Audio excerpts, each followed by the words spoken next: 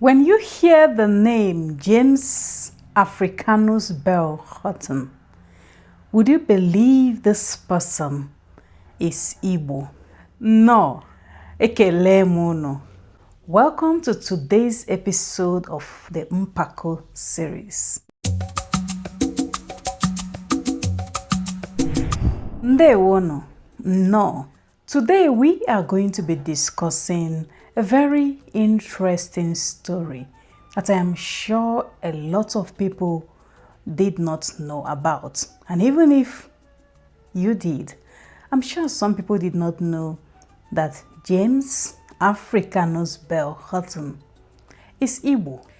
In 1807, the British Parliament passed the Abolition of Slave Trade Act, making it illegal to enslave people within the British Empire.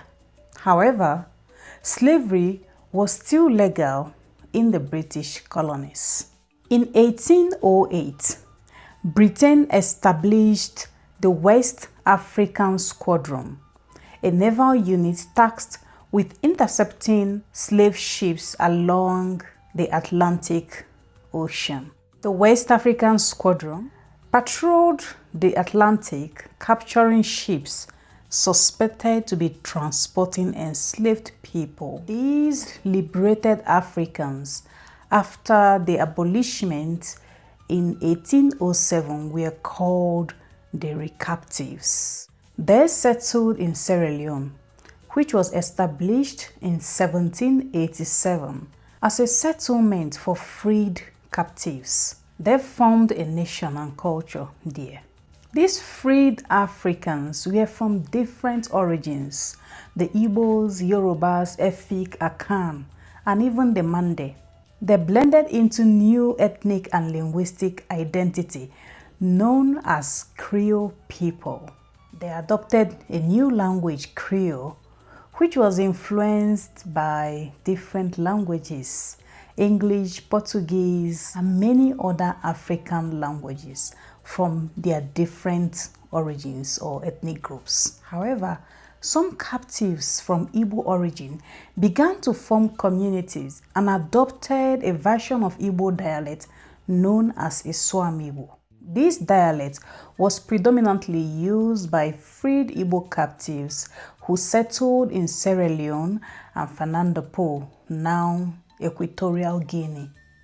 James Africanus Beale Horton was born in 1835 by Igbo parents in Gloucester, Sierra Leone. His parents were part of the liberated Africans of Igbo descent who were rescued by the West African Squadron. He was originally named James Beale Horton, but he adopted Africanus during his studies in Britain, symbolizing his pride in African heritage. He began his education at a local school in Gloucester and later attended Sierra Leone Grammar School in 1845. He furthered his studies at Fora Bay College, initially pursuing divinity before shifting to medicine. In 1855, Horton would receive a War Office scholarship to further his education in Britain. He went to King's College London to study medicine and later to the University of Edinburgh, earning his Doctor of Medicine degree in 1859. Upon graduation, Horton would be commissioned as Staff Assistant Surgeon in British Army, and he served in many locations such as the Gambia, Gold Coast, and Sierra Leone.